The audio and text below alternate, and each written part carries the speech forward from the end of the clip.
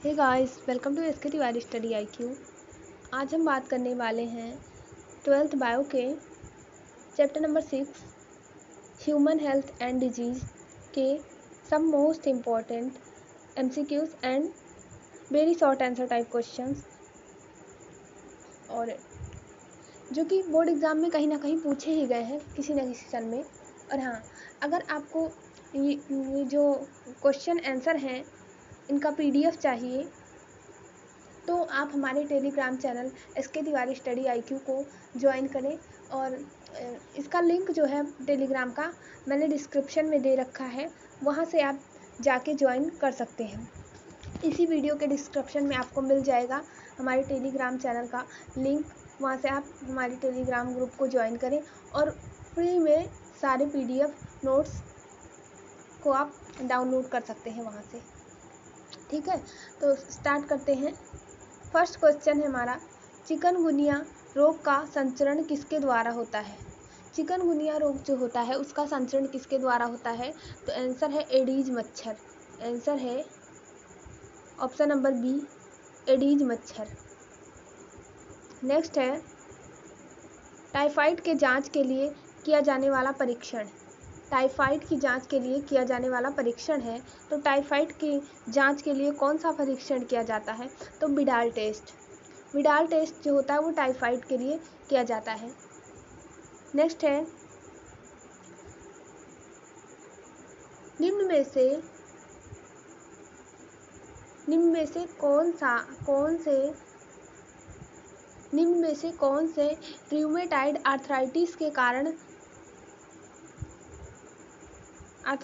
कारण है? ठीक है, सही विकल्प का चुनाव कीजिए।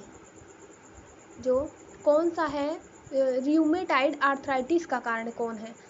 ये रोग है जो रूमेटाइड आर्थराइटिस, इसका कारण कौन है? सही विकल्प का चुनाव कीजिए। ठीक, तो ऑप्शन है लिम्फोसाइट का अधिक सक्रिय होना, शरीर अपनी कोशिकाओं पर आक्रमण करता है, शरीर में अधिक एंटीजन बनते हैं। राइट आंसर है ऑप्शन नंबर बी, शरीर जो होता है वो अपनी ही कोशिकाओं पर आक्रमण करता है, तो उस अवस्था को रूमेटाइड आर्थराइटिस कहते हैं। नेक्स्ट है, विषाणुओं में संक्रमित कोशिकाओं द्वारा निर्मित पदार्थ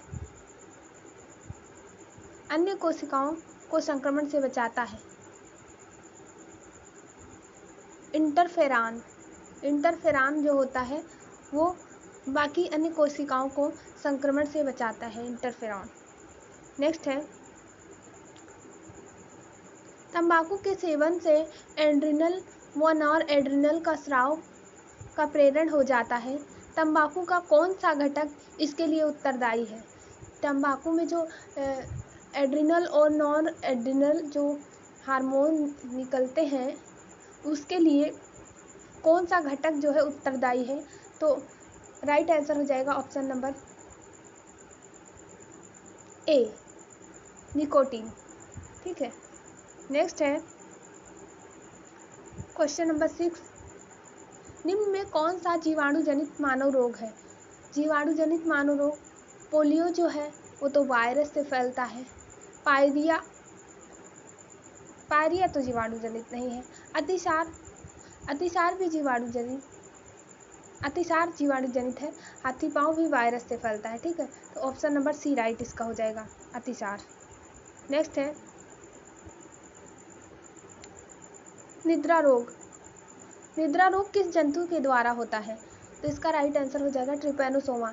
ये क्वेश्चन महत्वपूर्ण है, बोर्ड में पूछा गया, देखो 2015 के बोर्ड में पूछा भी गया है ये क्वेश्चन। ठीक है, नेक्स्ट है, निम्नलिखित में से कौन सा रोग विषाणुओं के द्वारा नहीं होता? कौन सा रोग जो है वो विषाणुओं के द्वारा नहीं होता? तो आंसर हो जाएगा इसका टीबी जो है वायरस के द्वारा नहीं होता। टीबी जो होता है वो बैक्टीरिया के द्वारा होता है। नेक्स्ट है, इंटरफेरान होते हैं प्रतिविषाणु प्रोटीन। इंटरफेरान जो होते हैं वो प्रतिविषाणु प्रोटीन होते हैं। नेक्स्ट है, अफीम से प्राप्त मार्फीन है एल्केलाइड। जो अफीम से प्राप्त मार्फीन जो अफीन से मार्फीन प्राप्त करी जाती है उसको कहते हैं एल्केलाइड। नेक्स्ट है एडीज एजिप्टाई वाहक है। जो एडीज एजिप्टाई जो है एक प्रकार का मच्छर है, वो किस रोग का वाहक है? तो वो ऑप्शन नंबर ए राइट हो जाएगा, डेंगू ज्वर का वाहक है। नेक्स्ट है पीत ज्वर का वाहक है। पीत ज्वर का वाहक कौन सा मच्छर है? तो पीत ज्वर का वाहक भी मच्छर एडीज है। ठीक है। नेक्स्ट है टीबी के टीके का नाम लिखिए। टीबी के टीके का नाम लिखिए। ये क्वेश्चन इंपॉर्टेंट है। आंसर हो जाएगा बीसीजी, ऑप्शन नंबर डी। महत्वपूर्ण है क्वेश्चन, 2017 के बोर्ड एग्जाम में पूछा भी गया है। देखिए नेक्स्ट है क्वेश्चन नंबर 14, पेनिसिलिन की खोज किसने की थी? पेनिसिलिन की खोज जो है अलेक्जेंडर फ्लेमिंग ने की थी। अलेक्जेंडर फ्लेमिंग ने। एंटीसीरम में होते हैं, एंटीसीरम में जो होते हैं एंटीजन होते हैं। ठीक है। निम्नलिखित में से विडाल द्वारा होती है, किस रोग की पुष्टि विडाल द्वारा होती है? ठीक है। कौन सा रोग का परीक्षण विडाल द्वारा किया जाता है? तो टाइफाइड। इसका आंसर हो जाएगा टाइफाइड। टाइफाइड रोग जो होता है उसका परीक्षण विडाल टेस्ट के द्वारा किया जाता है। नेक्स्ट है अब हमारा है अति लघु उत्तरीय प्रश्न। ठीक है, ध्यान से पढ़ेंगे। क्या कर रहा है? निकोटीन क्या है? यह किस पौधे में पाई जाती है? निकोटीन जो है ये किस पौधे में पाई जाती है और क्या है? तो निकोटीन एक प्रकार का एल्केलॉइड है, शराब है या तंबाकू के पौधे में पाई जाती है। नेक्स्ट है क्वेश्चन नंबर 2, ध्यान से देखेंगे। लैंगिक संपर्क से फैलने वाले यौन संचारित 3 रोगों के नाम बताइए। आंसर हो जाएगा इसका AIDS, syphilis, gonorrhoea. Third question है वायरल रोगों से क्या तात्पर्य है? थर्ड है वायरल रोगों से क्या तात्पर्य है? एक ऐसे प्राणघाती वायरल रोग का नाम लिखिए जिसका पूर्ण इलाज संभव नहीं है। 2011 में ये क्वेश्चन पूछा गया है। आंसर हो जाएगा विषाणुओं के संक्रमण के कारण वायरल रोग होते हैं। जो वायरल रोग होते हैं वो वायरस के द्वारा ही होते हैं। ठीक है, विषाणुओं के संक्रमण द्वारा। एड्स एक ऐसा प्राणघातक वायरल रोग है। एड्स जो है एक ऐसा प्राणघातक वायरल रोग है जिसका इलाज अभी तक संभव नहीं है, पूर्ण इलाज उपलब्ध नहीं है इसका। ठीक है, एड्स का। सभी क्वेश्चन महत्वपूर्ण है बहुत। ये क्वेश्चन भी 2015 में पूछा गया है। स्वास्थ्य के क्षेत्र में अलेक्जेंडर फ्लेमिंग के योगदान का उल्लेख कीजिए। मैंने बताया अभी आपको। आंसर है अलेक्जेंडर फ्लेमिंग ने 1929 ने पेनिसिलिन प्रतिजैविक की खोज की। इसका उपयोग जो होता है मुख्यतः निमोनिया रोग के उपचार में होता है। क्वेश्चन 2015 में पूछा गया है। ठीक है, तो पेनिसिलिन जो प्रतिजैविक है इसका उपयोग जो होता है निमोनिया रोग के उपचार में किया जाता है। नेक्स्ट है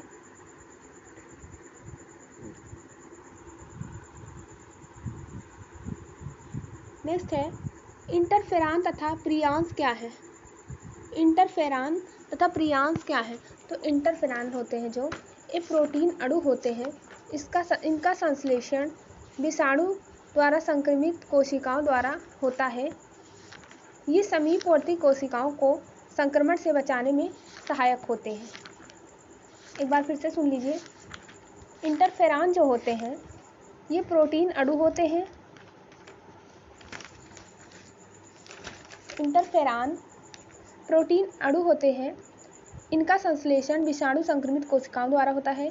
ये समीपवर्ती कोशिकाओं को संक्रमण से बचाने में सहायक होते हैं। नेक्स्ट है प्रियांस।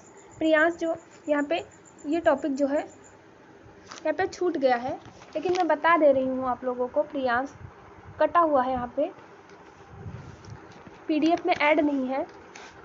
ठीक है, तो प्रियांस जो होते हैं ये एक संक्रामक प्रोटीन्स होते हैं। ठीक है, ये संक्रामक प्रोटीन होते हैं। ये उच्च ताप एवं विकिरण से अप्रभावित रहते हैं और रोग उत्पन्न करते हैं। जो प्रियांस होते हैं इनको चाहे जितना टेम्परेचर दिया जाए तो इनको कोई इफेक्ट नहीं पड़ता है और ये रोग उत्पन्न करते हैं। ठीक है, नेक्स्ट है क्वेश्चन नंबर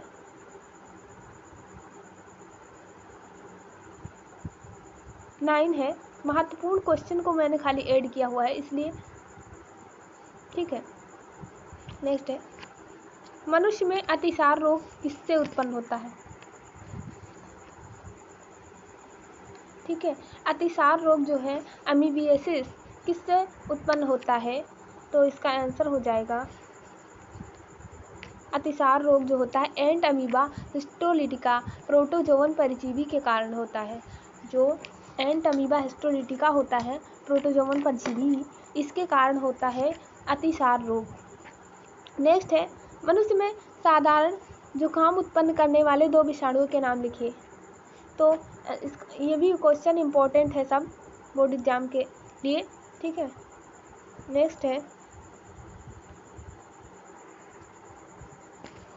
ये क्वेश्चन मनुष्य में साधारण जुकाम उत्पन्न करने वाले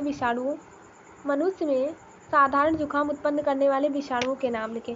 तो इसका आंसर हो जाएगा नासा विषाणु, राइनोवायरस, आर्थोमिक्सोवायरस ये तथा मिक्सोवायरस। इन्फ्लुएंजाई के कारण जुकाम होता है। ठीक, जो मिक्सोवायरस इन्फ्लुएंजाई, आर्थोमिक्सोवायरस और नासा विषाणु जिसे राइनोवायरस भी कहते हैं, इसके द्वारा होता है साधारण जुकाम।